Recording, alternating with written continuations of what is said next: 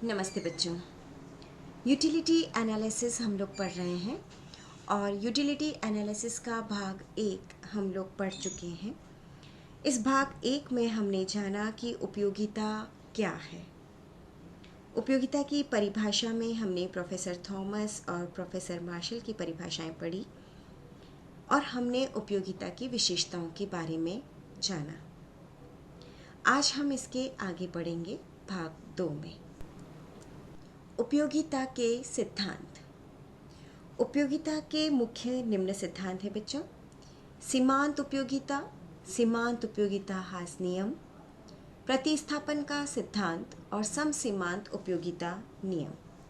अब हम इनके बारे में विस्तार से समझेंगे। सीमांत उपयोगिता।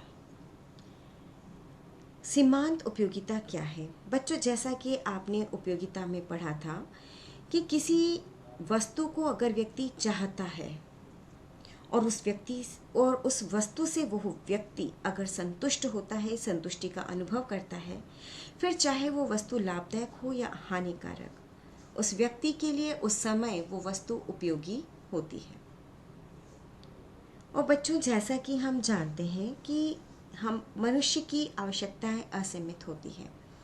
हमने जब आवश्यकताओं के बारे में पढ़ा था, साधनों के बारे में पढ़ा था, तब हमने ये जाना था बच्चों कि मनुष्य की आवश्यकताएं बहुत सारी हैं, असीमित है, लेकिन उसको पूरा करने के लिए मनुष्य के पास साधन बहुत ही कम है और उपलब्ध साधनों में ही उन्हें अपनी आवश्यकताएं पूरी करनी होती है। किसी वस्तु के उपभोग की आवश्यकता की कितनी ही तीव्र क्यों न हो, यदि उस वस्तु का उपभोग निरंतर और नियमित रूप से किया जाता है तो एक निर्धारित समय के बाद उसकी आवश्यकता की पूर्ति हो जाती है और मनुष्य संतुष्ट हो जाता है। जैसे बच्चों, इसको हम एक उदाहरण से समझते हैं। किसी को तेज भूख लगी, उसने भोजन ग्रहण किया, जो भी खाने पीने का सामान था वो उसने खा लिया, खाना खा लिया या चपाती खा ली। एक लिमिट के बाद वह अपना खाना रोक देता है क्योंकि उसे भूख शांत होने का या हम कहें संतुष्ट होने का, पेट भरने का एहसास होता है। तो बच्चों, हम ये कह सकते हैं कि किसी को कितनी ही तेज भूख क्यों नहीं लग रही हो, एक व्यक्ति सीमित मात्रा में ही चपाती या कोई खाद्य सामग्री का उपभोग कर सकता है। क्योंकि बच्चों, आवश्यकता से अधिक अगर उपभोग कर लिया जाए तो व्यक्ति को उससे हानि होती है। आवश्यकता से अधिक अगर भोजन भी ग्रहण कर लिया जाए बच्चों, खाना आवश्यकता से अधिक खा लिया जाए, तो मनुष्य को फिर धीरे धीरे लगने लगता है जैसे उसका जी घबरा रहा है, वॉमिटिंग सेंस होता है। यानी कि एक लिमिट तक, जहाँ तक कि उसे भूख थी, पेट भरने का एहसास नहीं हुआ, तब तक खाना अच्छा लग रहा था, लेकिन जैसे ही संतुष्टि हुई उसके बाद उसका उपभोग करना वो बंद कर देता है और उसके बाद का उपभोग उसे हानि पहुंचाता है। तो उपयोगिता का संबंध किससे हुआ बच्चों? ये हमने भाग 1 में भी पढ़ा था बच्चों कि उपयोगिता का संबंध वस्तु से नहीं है, वस्तु के अंदर निहित गुण से नहीं है। उपयोगिता का संबंध होता है आवश्यकता की तीव्रता से, कि किसी चीज की व्यक्ति को कितनी अधिक आवश्यकता है, वो उसके लिए कितना अधिक पैशनेट है, उसको कितना चाहता है।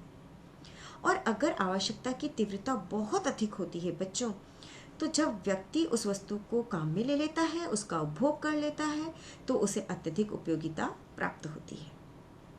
और अगर आवश्यकता की तीव्रता कम है तो उससे जो उपयोगिता प्राप्त होती है वो भी क्रमशः कम प्राप्त होती है।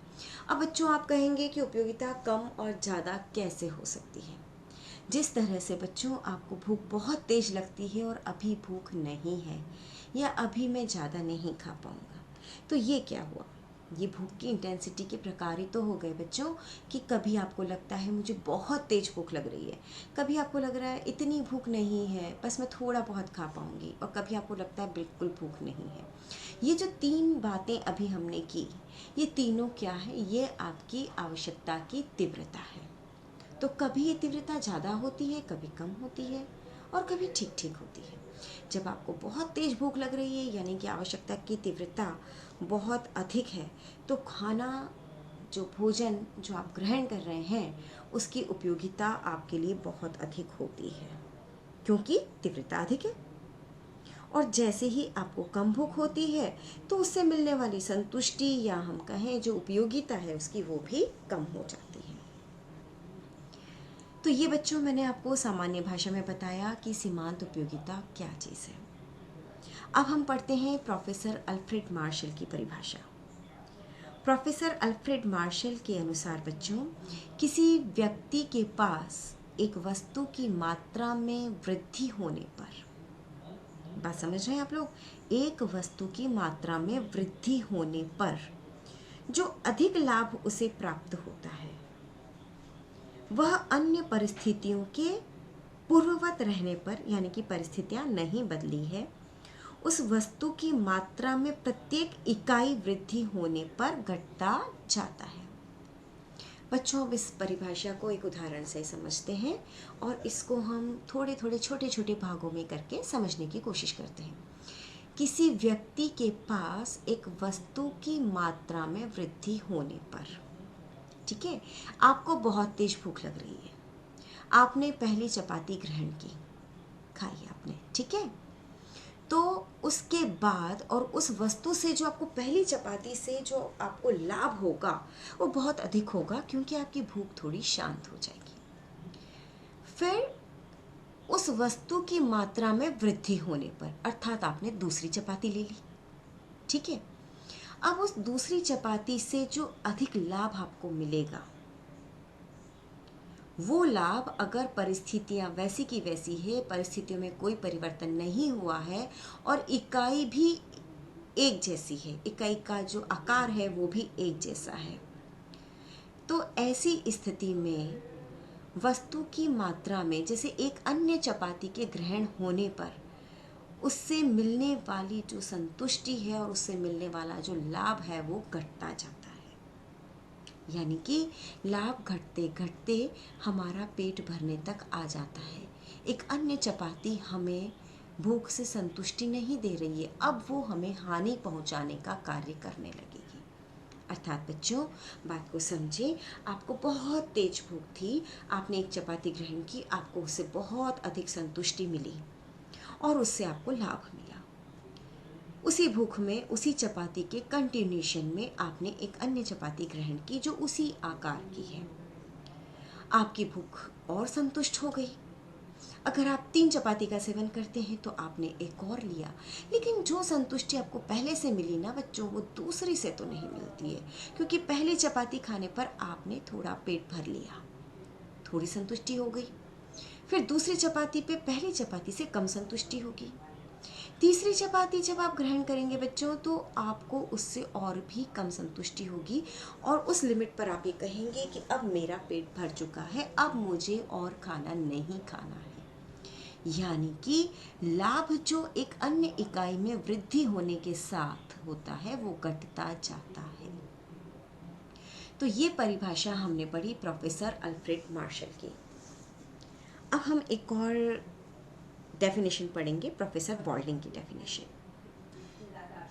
वस्तु की किसी मात्रा की जो सीमांत उपयोगिता है वो कुल उपयोगिता में वह वृद्धि है जो उपभोग में एक और इकाई की वृद्धि के परिणाम स्वरूप प्राप्त होती है।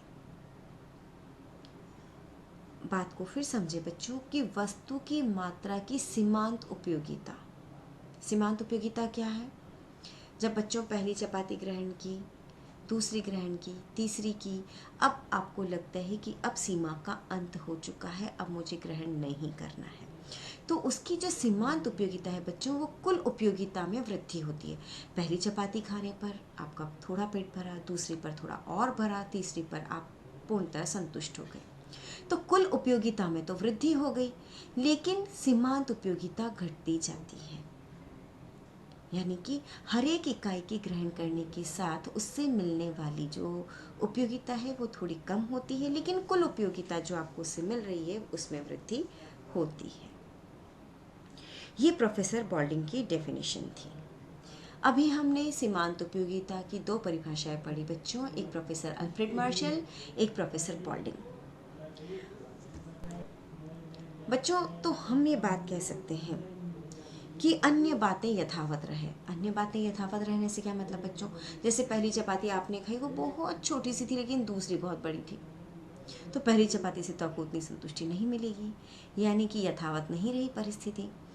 या इमोशनल बैलेंस जो आपका है, ठीक है, ये सारी बातें अगर एक जैसी रहती है तो ठीक है, ये कंडीशन है बच्चों सीमांत उपयोगिता की परिभाषा की, कि अन्य बातें यथावत रहे तो किसी वस्तु की मात्रा बढ़ने पर उसकी उपयोगिता कम होती जाएगी। वस्तु की मात्रा में हमने वृद्धि की, एक चपाती और बढ़ाई, लेकिन उससे मिलने वाली उपयोगिता क्या हो गई? कम हो गई। उपयोगिता कम होगी तो मांग की तीव्रता भी कम होगी। अब मुझे और नहीं चाहिए, क्योंकि अब आपको उससे उपयोगिता नहीं मिल रही है। तो आप यही सेंटेंस कहेंगे बच्चों, कहेंगे कि मुझे अब और नहीं चाहिए, यानी कि उस वस्तु की मांग कम हो गई, मांग की तीव्रता कम हो गई। तो बच्चों हम ये कह सकते हैं कि हमारे पास जो वस्तु जितनी अधिक मात्रा में है उसकी उपयोगिता उतनी ही कम होती है, और विभिन्न इकाइयों के निरंतर उपयोग करने पर, हम जब निरंतर उस वस्तु का उपयोग करते रहते हैं तो हर जो अगली इकाई होगी, जैसे पहली चपाती पहली इकाई हुई, दूसरी चपाती दूसरी इकाई, तीसरी चपाती तीसरी इकाई, ठीक है, तो उपयोग करने पर जो अगली इकाई होगी, यानी कि एक चपाती ग्रहण करने के बाद जो दूसरी चपाती आप ग्रहण कर रहे हैं वो है अगली इकाई, उसकी उपयोगिता में क्रमशः घटने की प्रवृत्ति होती है। यानी जो आपको पहली वस्तु के कंजम्पशन से संतुष्टि मिल रही है उससे कम दूसरी में, और उससे भी कम तीसरी में, और चौथी आपको हानि देने लग जाएगी। तो आवश्यकता की तीव्रता जितनी अधिक होगी उससे मिलने वाली उपयोगिता उतनी अधिक। जैसे जैसे आवश्यकता संतुष्ट होती जाएगी उससे मिलने वाली उपयोगिता भी घटती जाएगी। इसे हम कहते हैं बच्चों सीमांत उपयोगिता। अब हम बात करते हैं सीमांत उपयोगिता के हास्य नियम की। बिल्कुल बच्चों, जो हमने अभी पढ़ा सीमांत उपयोगिता किसे कहते हैं, हास्य नियम उसी का थोड़ा सा विस्तारित रूप है। बच्चों, वस्तु की जो उपयोगिता होती है ये हम पहले भी डिस्कस कर चुके हैं कि वो आवश्यकता की तीव्रता पर निर्भर करती है। जैसे जैसे हम किसी वस्तु का उपयोग करते हैं और आवश्यकता हमारी संतुष्ट होती रहती है तो धीरे धीरे आवश्यकता की तीव्रता कम होती चली जाएगी। जैसे भूख कम लगती चली जाएगी ना, वैसे। और एक समय ऐसा आता है कि हमें और नहीं चाहिए होती है, हम पूर्ण संतुष्ट होते हैं। तो बच्चों, जब हमारी आवश्यकता पूरी तरह से संतुष्टि बिंदु पर पहुंच गई कि बस अब मैं संतुष्ट हूँ, मेरा पेट भर चुका है, अब मुझे और नहीं चाहिए, तो इस पर जो उपयोगिता मिल रही है ना उस वस्तु से, वो क्या हो जाती है? जीरो हो जाती है। और जब हम किसी वस्तु की इकाई का उपभोग करते हैं तो सीमांत उपयोगिता घटती जाती है। इसको मैं आगे बच्चों आपको एक और एग्जाम्पल के द्वारा समझाऊंगी, लेकिन पहले हम ये बात कर लें, इसकी परिभाषा एक बार और देख लेते हैं कि किसी वस्तु की उत्तरोत्तर इकाइयों से मिलने वाली सीमांत उपयोगिता क्रमशः घटती जाती है। जैसा कि अभी हमने बात की थी कि एक पूर्ण संतुष्टि बिंदु आता है, वहाँ पर शून्य हो जाती, पहले घटती है फिर शून्य हो जाती है। और ये जो घटती हुई सीमांत उपयोगिता की प्रवृत्ति होती है, पहली चपाती से बहुत संतुष्टि, दूसरी से कम, तीसरी से कम, यानी कि उपयोगिता की सीमा का अंत होता चला जाता है। इसी प्रवृत्ति को हम सीमांत उपयोगिता का हास्य नियम कहते हैं। लेकिन बच्चों, ये नियम तब लागू होता है जबकि समस्त वस्तुओं की इकाई एक सी और गुण एक सा हो। जैसे आपने सपोज बच्चों के एग्जाम्पल लेते हैं, जैसे मैंने आपको इकाई में तो चपाती का एग्जाम्पल दिया था।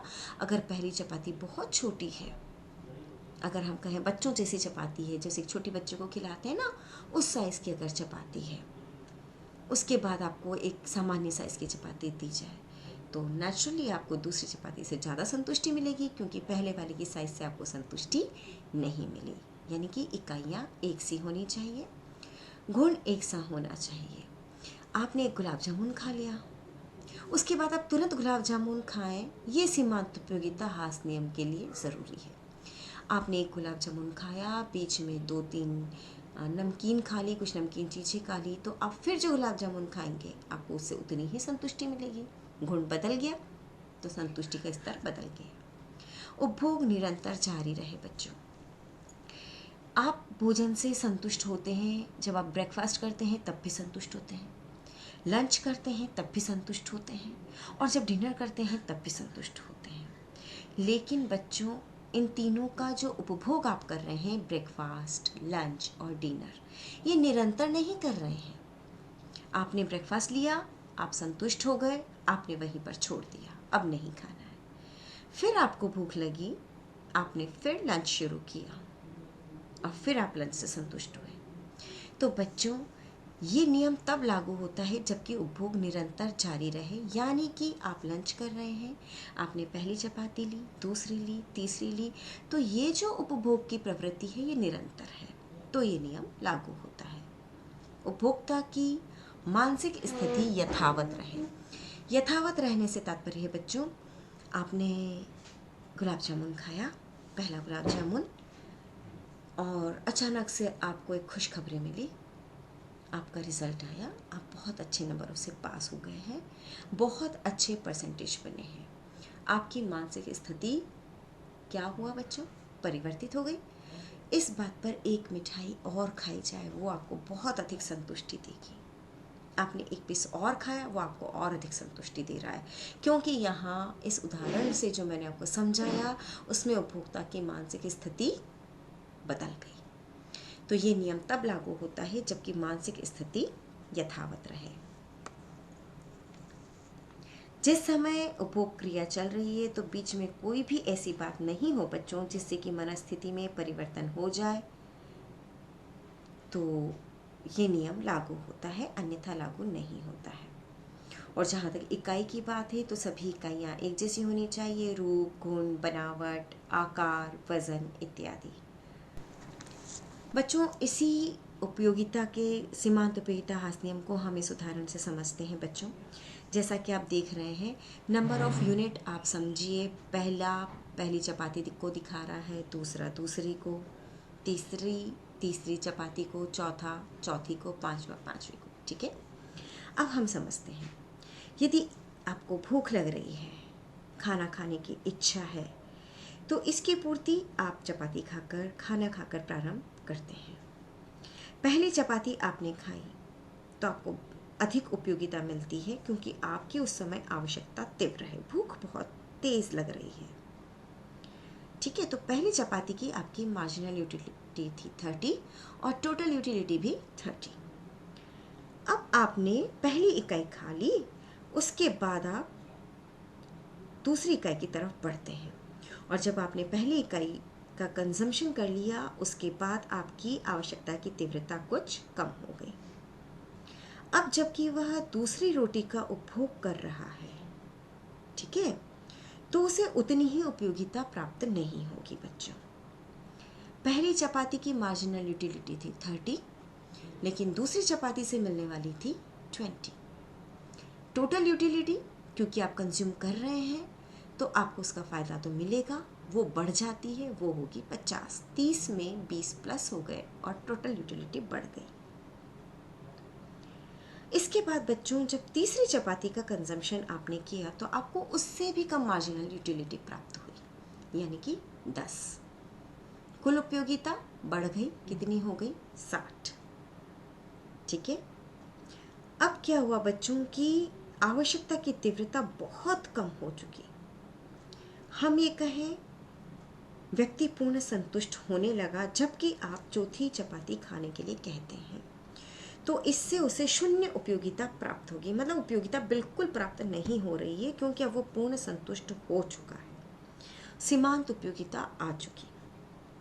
अब उसे और अधिक की आवश्यकता नहीं है, और उससे वो अगर अधिक का कंजम्पशन करता है और खाता है तो उसे क्या होगा? हानि होगी, अनुपयोगिता होगी। तो बच्चों, अब आप देख रहे हैं टोटल यूटिलिटी 0 पर 60 रही, लेकिन अगर 5वीं का कंजम्पशन उसे करने को कहा जाए तो अब तो कुल उपयोगिता भी घटेगी, क्योंकि मार्जिनल यूटिलिटी कम हो रही है, व्यक्ति की तबीयत खराब हो सकती है, उसे और कंज्यूम करने की इच्छा नहीं है, जी घबरा सकता है, इंडाइजेशन हो सकता है, तो टोटल यूटिलिटी भी कम हो जाएगी। तो बच्चों किसी वस्तु की जो उत्तरोत्तर इकाइयों से, मतलब अगली बढ़ती इकाइयों से जो मिलने वाली सीमांत उपयोगिता है वो घटती जाती है, और इसी घटती हुई प्रवृत्ति को हम कहते हैं सीमांत उपयोगिता का ह्रास नियम। तो बच्चों, आज हमने पढ़ा सीमांत उपयोगिता के ह्रास नियम के बारे में। इसमें हमने प्रोफेसर अल्फ्रेड मार्शल की और प्रोफेसर बॉल्डिंग की डेफिनेशन पढ़ी, और हमने ये भी पढ़ा बच्चों कि ये नियम किन परिस्थितियों में लागू होता है, और इसको उदाहरण के द्वारा हमने समझा। धन्यवाद बच्चों।